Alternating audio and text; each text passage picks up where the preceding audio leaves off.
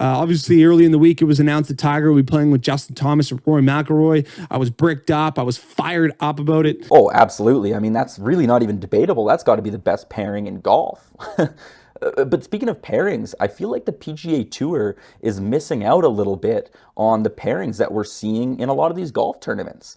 Like take the Netflix Full Swing documentary, for example. A lot of the average golf fans out there grew such a love for a guy like Joel Damon that we don't see televised too much. Now, granted, you do have to play really good golf to get televised. I get that, but maybe throw him with a guy like Max Homa. We saw the little snippet of them at that backyard barbecue together. It seems like they're just good buddies.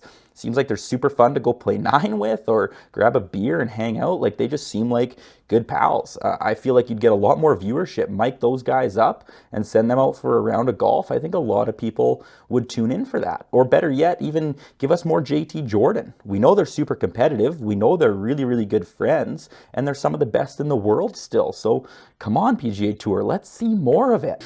Tiger, obviously, his comments pre-tournament were that I'm not going to be signing up and playing for these tournaments if I don't expect myself to win or give myself a chance to win. And I think that brings up a great point that the entire golf world is really talking about right now and in the last year or so. Can Tiger Woods win again on the PGA Tour?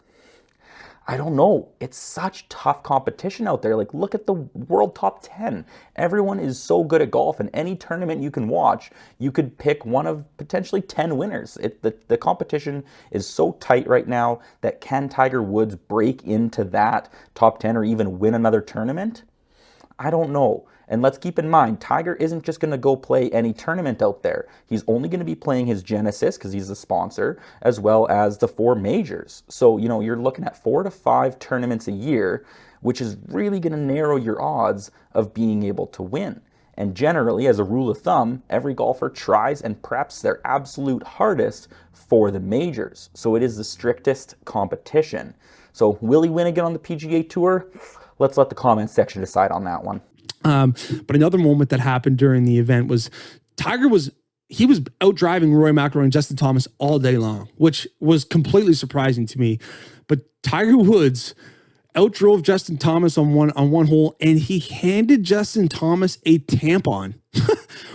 I have never seen anything like that. I honestly love this. I think it's great to see Tiger in an element like this. It's so relatable. You can crack jokes with buddies on the golf course, go out there and still have fun. And I think the majority of people would agree with me. I think the majority of people like to see Tiger in this manner. Sure, it's great to see him get zoned into tournament mode and whatnot, but it's also really good to see him be able to just have fun out there. It's way more relatable to see the GOAT be like one of us, cracking jokes and chirping a buddy. That's pretty funny there. The antics between Tiger and JT, obviously great friends. So hopefully you guys are able to sit down and watch some of the content that we're going to have at a Riviera this weekend. I'm not going to talk about the Live Tour much on the podcast. I'm not a huge fan. I've been vocal about that in the past. I think it's a kind of a clownish circus act.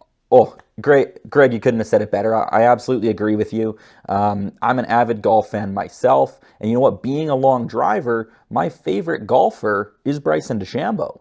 So it's really saying something because, I'm an avid golf fan. My favorite golfer is Bryson. I'm in the industry, and I won't even tune in and watch Live Golf on YouTube. I just don't find it compelling enough. It's not interesting enough for me to go and watch it, and someone who plays the same sport as me and knows the same people that I know isn't even enough to get my attention. So what does Liv have to do to get people to watch? Because everything they've done should scream to me, go and watch their content. Huge downside I see is they're all becoming worse golfers.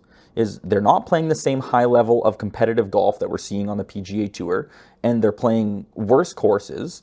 The media isn't as aggressive on it, so they're not really showing off to anyone anymore. So like you said, it's kind of like that circus act. It's just like they're going out playing golf with buddies. It's like if I went out for a round and shot a 98, well, I'm not going to stress about it because no one knows I shot a 98. Like, these guys could totally butcher a round of golf, and most people will never know because we don't watch Live. So they're being held to less accountability, and I think they're just becoming worse golfers by being a part of that league. I don't know if the Saudis are, if they go on a 2-3 year run here and the fandom and consumption of this live tour continues to where it's going. I don't know if they're going to be able to survive. I don't know if they're going to continue to invest in this. Yeah, I don't know. I don't think they'll ever not survive. I think if they choose to end the Live Golf League, it'll be on their own accord. I think they're just going to look at it financially and say, look, we've lost so much money, it just doesn't make sense to keep going. You know, we took our shot, we failed, let's cut our losses and be done. All that being said, I do think, yeah, Live has to change something about what they're doing to get more viewership, to get more people interested. PGA Tour is still the king, and like, let's take YouTube Golf for example. Look at all of the YouTube channels that are massively passing Live Golf in viewership and watch time and everything, and now you're even seeing collaborations between YouTube golfers and PGA professionals. So it's going, yeah, PGA, YouTube, and then Live. So for Live Golf paying hundreds of millions of dollars to people to be below some YouTubers, that's not ideal. That's not a good look. And I think that, especially too with the waste management, and we got Riviera this week, we got the Players just a few weeks away, the Arnold Palmer. I think that some of these Live guys are looking around and they're going, man, we're not being talked about very much. You know, we're not in the media. We're not playing meaningful golf right now. They might regret it. And I'm thinking that there is some regret from some of these players. So I'm curious to see in the coming months or year, do any of these Live players regret their decision enough to try and go back to the PGA Tour? I think this would be really interesting, because I think this would be, a lot of people will say, oh, the PGA will never have them back, whatever, they're gonna, yeah, but blah, blah, blah, blah, blah. But look at it from the other side. Look at it from the aspect of, if the PGA Tour brings one of these guys back, but there is no better look for the PGA Tour to say to the public and say to everyone, hey, look, so-and-so gave up $100 million to come back and play on the greatest golf tour in the sport. You know who I would suspect to be first on that lineup list would be Brooks Koepka. I think he would be first knocking at the door to get back into the PGA Tour. Got too big of an ego to be playing lesser golf. Like you said, they're not in the media. They're not playing meaningful golf. I think Brooks Koepka is one of those guys that just wants the spotlight. The money doesn't mean as much to a guy that already has so much like Brooks. Anyway, that's my rant on the Live Tour. I think it's a complete joke. Obviously, I won't be following it. I won't be covering it on the podcast. And, you know, if you do want me to cover it, then we can discuss that. But I just have really no interest in that. And my allegiance is with the PGA Tour and the standardized 4-day tournament, and all the storylines that we get of the PGA Tour is certainly sufficient for me. Yeah, I agree. I couldn't care less about Live. We don't really need to talk too much about them. But you know what? There's one aspect that I don't mind of Live Golf. Like I said it already on the pod, like I'm not a Live fan. I'm an avid golfer, and being in Long Drive with Bryson and everyone over there, I still don't watch it. So I don't know what they could possibly do to get me entertained and excited enough to go and watch an event. But I think they're onto something with the teams. Hear me out here. First of all, let me get this on the table. The team names, atrocious. They're stupid. But the whole team aspect, think of every sporting event that most people watch. NFL, NBA, MLB, NHL, you name it. Mostly everything is team oriented. Maybe even if they started doing like short form golf matches, I think that could be huge. Like, again, let's get this on the table. Live Golf has missed the boat on their competitive golf. But what if they did 6-hole matches? Like, look at MMA fights. So many of my friends and people I know, whatever, you go to the bar, you watch the pre-fights, you have your wings, your appies, you're having some beer, maybe you're at the casino, like whatever. You're watching 3-4, pre-fights that take, 40 minutes, an hour? I'm not a big MMA guy. I don't personally know how long it takes, but then you've got your main event. The guy comes on the intercom, or intercom? I don't know, whatever.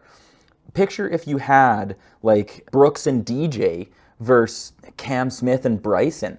Like, you've got these huge names in the golf space that are in a 2v2. You advertise the hell of it and have people be able to go to a bar and have it be not a midday event. I don't know. That's just me spitballing. I feel like there's something there, but I don't know. I'm not on the Live Golf advertising committee. If I was, I'd be making a lot more money. But Greg, let's get on to the next topic. The Valspar Championship, it's a tough course there at Innisbrook in Florida, just outside of Tampa Bay. But Sunday, we kind of really had three groups that were mainly three groups in the mix. We had Taylor Moore in the third last group. We had Tommy Fleetwood in the second last group, and we had Jordan Spieth and Adam Schenk in the final pairing. And Adam Schenk was buzzing along. He led for the majority of the tournament. I mean, hang on, what a name. I mean, it's a good thing he's good at golf because, God, imagine if you were an amateur golfer or you sucked at golf with a last name of Shank. I mean, the jokes write themselves. Like, how do you stand up over your ball over a tee shot? Your buddies are laughing in the back, just hoping you just hosel one into the woods. Like, that's tough. That would be a tough go. Tommy Fleetwood on the par 5 14th, he went for it. He kind of plugged in a terrible position in the bunker and ended up making a bogey to put him to -8 and took him out of the tournament. Yeah, it's just, that's such a tough call. And I mean, I'm not good enough at golf to have ever been in that sort of situation, but maybe try and put yourself in Fleetwood's shoes. Like, so you're one back, you've got 4.5 holes to play. You know that Jordan Spieth and Adam Schenk are behind you, so they have more holes left. And like Jordan Spieth clutches up all the time, so you have to expect if they have 5 to 6 holes remaining, they're gonna go at least 2 under, maybe 3, and in a miracle 4 under in the last 6. So I don't necessarily mind his call on going for it on 14. I think it's aggressive play, but I think that was kind of what's needed in the boat that he was in. I mean, there's only so many holes that you can start making up strokes, so he had to do something. And then you got Jordan Spieth. He steps on the 16th hole. He's moving and grooving. He's feeling good, and he banana slices his 3-wood into the water. Pretty much takes him out of the tournament. Makes bogey and ends up making bogey in the 18th to go to -8.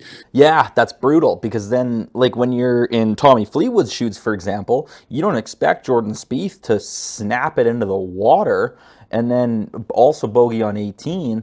Like, you don't just expect to fall apart like that. So you go back and look at your decision making and think the giant question of what if. So Adam Schenk gets the 18th hole, and I was surprised. So he sits at -10, and he knows Taylor Moore's in the clubhouse at -10. He steps up on the 18th hole, and he must have taken 3 seconds, and he drives a snap hook, and it lands directly beside a tree. Complete jail. He flips his club over, plays lefty, hits it to about 40 feet, can't make the putt, finishes second place. Yeah, it's tough because, again, not being a great golfer or being a tournament player, I've never been in that situation. You know, it's hard to put yourself in those shoes. But, okay, so you're tied going into the last hole. All you need to do is make par and you're into a playoff. So do you play smart? Do you grab a 2-iron or a Brit off the tee and try to settle for par and take it to a playoff? Or do you try and get the win on the 18th hole on your own accord and try and make birdie? I don't really know. I think you just try to set yourself up one shot at a time, get yourself in the fairway and play the hole out from there. But obviously, he's not used to being in that hot seat. I mean, being in that position is very different when the eyes are on you and when all the pressure sets in. It's difficult. And we've got the match play this weekend held at Austin Country Club. So it's kind of a March Madness type bracket. So there'll be groups of 4 players. There'll be a round robin on Wednesday and Thursday where you play everyone in your group, and then whoever has the best record out of your group will move on, and it kind of goes from there. And it's a bracket setup. It's really fun. Yeah, I mean, I said it earlier in the pod about the Live Golf guys. I think they're missing the boat. They need to do more of the fun events, the scrambles, the match play, more stuff like that. But I wouldn't discredit the PGA Tour from taking one from that playbook as well. I mean, there's no reason why the PGA Tour can't sacrifice a couple of their, or not sacrifice, I guess, but change the format of some of their 4-day, 18-hole stroke play events into more match plays, into some scrambles, into something else to just get more viewers, to entice more people to come and watch. Like, what is there, 50 plus PGA Tour events a year? Like, I'm an avid golfer. It's my career. It's my job. It's my passion. It's my hobby. I love it. I'm going to continue watching it, but can I realistically sit down for 4 days out of a week and always watch all 18 holes each day? Like, no, it's not realistic. So there's a lot that I give up on watching because it's just not that entertaining to me. But if you brought out more stuff that the average golfer goes out and does with their buddies, like these scrambles and match play and different stuff, but you can watch PGA Tour professionals do it, I think that'll get a lot of viewership. So it'd be interesting to see what they do in the future as the game progresses and as YouTube golf gets bigger. But thanks everyone for watching. That was the interview for the Daily Intermission. Greg, hope you're seeing this. Until next time, have a good one.